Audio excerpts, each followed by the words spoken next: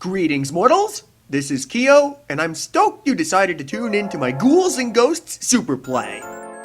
As usual, if you'd like to watch the gameplay without my commentary, there's a link in the description to watch the unedited replay.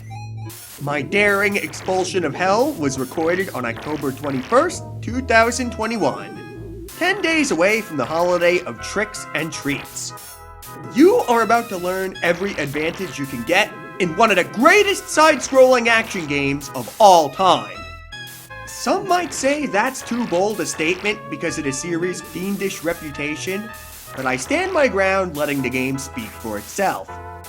Arcade hardware still completely dwarfed what home consoles could do in 1988, allowing the artists and developers to go completely ballistic, depicting hostile, yet beautiful demonic landscapes, which helped the first Ghosts and Goblins stand out. Mario 3 on Nintendo is still great, but an 8-bit machine would never be able to handle levels like these without compromises. That didn't stop Sega from trying, though. We got a surprisingly great Master System conversion in 1989, but don't deny yourself the richness of these raging thunderstorms over the Deadlands. The aesthetics play a major part in helping this game hold up so well in the modern age. But what really seals the deal is how much of a massive improvement this game is over Ghosts and Goblins. Ghosts and Goblins was excruciatingly unfair for all the wrong reasons, often spawning random enemies in places you can't do anything about. Well, 3 years of experience later, Capcom took out the trash and refined what they already created into the badass masterpiece they wanted the first game to be. It's all the little things that added up. Being able to shoot in all 4 directions to bowl for buzzards, enemies always taking close to a second to crawl out of the ground to give you plenty of warning that they're appearing, and more opportunities to regain lost health if you ever take damage, making Ghouls a frantic platformer that keeps you on your toes at all times without being unfair. It's just the right amount of randomness. Not too much to the point where the game is luck, but enough that grunt enemies will never appear in the same place twice, meaning you'll always have to be alert, and most importantly, never bored. Speaking of memorable levels, we tread a bumpy dirt path that led us to the village of Decay. Once a thriving settlement filled with decent folk, run down into mold and rust when the demons drove the less militaristic humans out, leaving a delightfully twisted mockery of an old-timey town. I bet there are still demons or survivors huddled around bonfires in those windmills. It's shelter, even though it's extremely crude. These rickety bridges keeping you from being bug bait are about as stable as they look. The old rotting wood ready to give up and collapse at any moment. It'll sweep you off your feet with no warning whatsoever, which is brilliant because one of these death traps is placed right over instant death, creating a beginner's trap that likely spooked unsuspecting squires. Thankfully, it's nowhere near as bad as it could be. It's just memorization. I bet that was put in there as a way to guarantee arcade owners get some money, which everyone loves.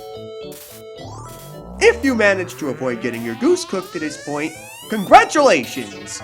You get to meet the Red Arremer, the rowdiest wrestler to ever take gamers' egos down a peg or two. He didn't look like much since I just chumped him out quickly, but those gnarly gargoyles move far more unpredictably compared to everything else, reacting to your moves and dodging unlike a normal video game enemy. Your sorcery is designed to deal with the worst of the worst. If you have your gold armor, you can just wait for him to dive into you and strike him down with divine lightning. Otherwise, he'll grind you into the ground and whip you into a warrior yet. Watch his movements carefully and try to keep up the best you can. Life wouldn't be as much fun without hurdles like Firebrand, which is why I have a massive crush on him. I'm unashamed to admit it. Now that we're fighting Cerberus, I should mention that I played the American version of Ghouls N Ghosts, which is somewhat easier compared to its Japanese cousin. Boss health was decreased in the US version, so most of the time, all you have to do is keep your distance, dodge a few attacks, and be as aggressive as possible to get them over with quickly. Both versions are in Capcom Arcade Stadium for you to compare and contrast. I like it when game compilations do that because the regional differences are often fascinating. Express elevator to hell, going up! Lots of Capcom characters probably have elevator phobia, since there always seems to be a lift to your demise. First Arthur, then Cody in Final Fight. Crikey! This is one of the easiest and most self-explanatory parts of the game, though. Just mind your head whenever these bats try to drive you batty, leaving us enough time to chill and talk about how Capcom followed up on Ghouls' brilliance. I didn't talk much about the weapons because the knife is indisputably overpowered and great for everything. It flies across the screen as fast as a bullet, you can throw 3 of them at once instead of 2, and you can double your damage if you have the gold armor, since its charge shot clones you. But the arsenal plays a part in Strider Hiryu being a flawless game. The idea was, each weapon would have its time to shine, being more appropriate than others in specific locations. However, since the weapons you get are completely random, there's no guarantee you'll have the fire in the few spots you'll want to shoot straight down, making the sword a bigger threat than any demon. Pick that up at the wrong time, and you might as well start the entire game over, since you'll have no range for a long time. The bizarre weapon randomization is just as much of a blessing as it is a curse, though. Since you're never given anything specific from chests and enemies, Capcom went the extra mile in ensuring the lance, your starting weapon, is versatile and suitable for anything. It also opens the door for fun challenge runs where you take whatever weapon the game gives you and work around every weapon's limitations and strengths. Considering how weak the sword is and how busted the knives are, I would not be surprised in the slightest if the other weapons were added as an afterthought. You'd be surprised at how often cool ideas are implemented at the last second in game development. I'm willing to excuse the lack of polish since this was a loot system in an 80s action game, which was rare, but if I designed this game, I'd make a few exceptions and put some vital power-ups where they would make a drastic difference. That's why Strider is everyone's favorite techno ninja. Strider has legendary level design, just as dramatic as Ghouls, without frustratingly inconsistent weapons, making it a flawless game. I forgot to welcome you to level 4. The Crystal Forest is the pinnacle of the demon world's beauty. The misty mountaintops that you just conquered can be seen in the horizon as you enter a clearing surrounded by shimmering jade crystals. Bedazzling, but large enough to cut your skin and harm you. No touch! The bottom path always felt easier to me since you have way more room to get out of the way of the worms poking out of the walls. I have a tendency to impale my head on the crystals if I take the upper path. By the way, we opened lots of chests on our quest. Some in plain sight, others revealed by jumping into a sweet spot. Their contents might seem random, but they're not. What you get in the box depends on how many you've opened. The first chest at every checkpoint is always going to be a prank, but if you haven't taken a hit, the second chest is always gold armor. If you're in your tidy whities, the fourth chest will give you your replacement armor in the Japanese version. But if you're playing the US of A version, the second chest will always give you armor regardless if you've taken a hit or not. If you have the gold armor or don't meet any of that criteria, the game will spit out a totally random weapon. So be careful with chests in front of hazards you have to dodge. One last tricky series of jumps before the boss. You can skip this entire section if you jump in just the right spot, but I just got my armor back, and I'd rather have the safety net instead of saving 30 seconds of playtime. The platforms collapsing faster make this another gotcha moment, but it's much easier to see coming than the bridge in level 2. This game sure knows how to be spooky without making the player feel powerless. This maggot bathing in the waters of the caverns below is easily one of the most grotesque monstrosities to take up 2 screens. Its shell is as hard as granite and it's impenetrable, so you have to attack its throbbing bodily guts sticking out of its sides. That's the kind of grimy, overly detailed animations that makes a monster like this unforgettable. and extra satisfying to light up in flames with an equally big explosion. This is the hardest boss in the game. You can sit on the very right side of its face to be completely safe from the worms that pop out of its skin, but eventually you'll have to move left and face the randomness.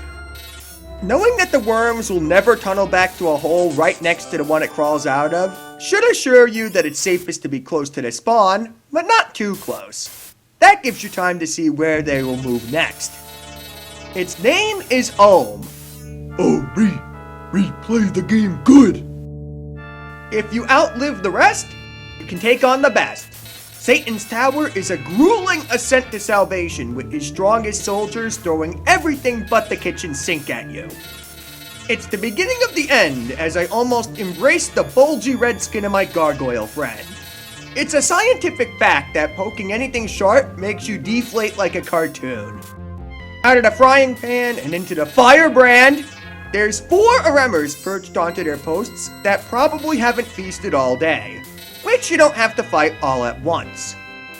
Rile them up one at a time and don't scroll the screen too far to the right so you're not overwhelmed. 3 minutes is more than enough time to deal with all of them. The second chest is always right before that ladder, so you can generate an armor and leave it there in case you make a mistake. It's not easy to despawn power-ups in this game. And remember, smooching the gargoyle can be hazardous to your health, because you can come down with a serious case of bird breath. The rest of the path before the halfway point is straightforward, but you want to beware the holes on the left-hand side of the screen and not linger around them too long. Dragons live in those windows, and that should give you a good excuse not to drag on unless you have to. So here's something funny. You won't notice it now since I switched to the knives, but if you have the discs that travel across the ground, the collision detection for them is all sorts of whack here. Often bouncing and clipping through the walls, which you can use to your advantage if you have the disc. You can bypass the rematch against the first stage boss by throwing the discs at the ladder, although the knives are arguably still best for the rest. Try rewinding this video a little bit and see if you can spot the discs no clipping through the platforms. It happened in the Gargoyle Gauntlet. There is a chest right before the 2 disembodied heads that you can activate to spawn an armor, and this is the last armor you'll get in the Japanese version of this game. You can't go back here once you move forward, so upgrade to the gold armor, or get your clothes back on if you lost them instead of going naked. I still can't believe how much of a pushover the final boss of Ghosts and Goblins 1 is. Although, it could be possible that the developers intended on giving you a break after a section that could make someone want to tear their hair out. The double Astaroth can be a problem unless you can mash a button very quickly. Pound that button like Fred Flintstone! Did I mention there's no shame in using autofire if your hand isn't in good shape?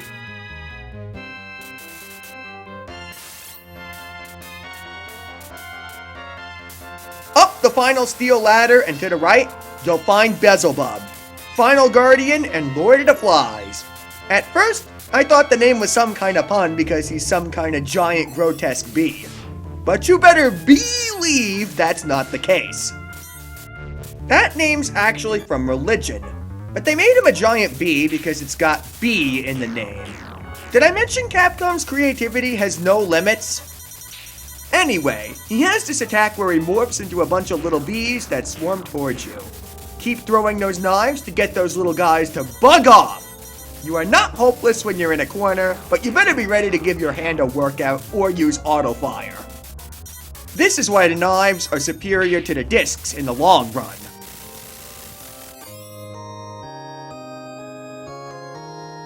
Splat the bug to complete your Ghouls N Ghosts run, and my successful Deathless. Kickstarting the series tradition of making you play it twice before you can see the ending. St. Michael and the spirit of Princess Prin tell you about the Psycho Cannon, a devastatingly overpowered weapon that destroys bullets with gold armor, does as much damage as the sword with none of its drawbacks, and is an electrified fireball to the face that can kill the devil. As an excuse to prolong your game time, it's indefinitely cooler and more enticing than "this room is an illusion and a trap to visit by Satan." Unlike Ghosts and Goblins, the second loop does not change anything except having your satisfying anime powers. So I'm gonna fast forward the second loop to avoid being repetitive. My second loop didn't go as smoothly as the first loop did, so I'm not as proud of it. I died very idiotically in the first stage, but I'm still happy I managed to pull one loop deathless. 2 loops deathless is feasible, but I want to save time to enjoy other games I'll commentate over in the future, like Thundercross. I would have preferred it if the second loop added more enemies or made itself harder somehow, just like the prequel. But at the same time, this lazier approach gives the luxury of having a victory lap and prowling through everything you might have struggled with before. A few fun facts before I sign off. The sales flyer advertises that this game, along with several other Capcom titles like Strider, increased the difficulty settings on you if you survive for an extended time without losing a life. Rank adjustment was starting to become somewhat commonplace among arcade games at the beginning of the 90s as a way of trying to slow down expert players from completely marauding a game while letting newcomers dip their feet in without being submerged in the deep end. If I were to die twice in any one of these sections, you might notice that the enemy spawns will be dialed back a little bit, because this game's adjustments are small and remarkably subtle unless you've got a trained eye. Compared to Konami's Ninja Turtles, where it's immediately noticeable how much harder the game becomes if you hang on to your first life for a really long time. Nevertheless, Ghouls is still very doable without dying, even if the operator cranks the difficulty level all the way up to 8. You notice way more Reapers at the beginning of the game, but it doesn't change how they behave or affect the fairness of their spawns. Not too many games can do difficulty settings as efficiently as Ghouls. Finally, if you were to switch weapons before you reach the final door again, by accident or on purpose, you won't have to go through the game a third time, but you will be booted back to the start of Satan's Tower, without a difficulty increase. You can get infinite score if you have tons of time to kill, but I'm gonna assume you want to finish the game like a normal person. You'd think Lucifer himself would be menacing, but all you have to do is just stand slightly to the left or right of his mouth so the laser beams don't hurt you, and pummel him until the job is done and all of his captive souls are released. The boss fight isn't worth going through the game twice, but the ending definitely makes all the time you invested worthwhile, and I'm going to let it speak for itself. This is where we part ways, friend. Thank you for listening, and here's hoping that I've inspired you to give this gargish game a shot in Capcom Arcade Stadium. If you enjoyed the commentary, feel free to hit the like button and subscribe. Until next time, gamer pals, I'll leave the final battle at full volume.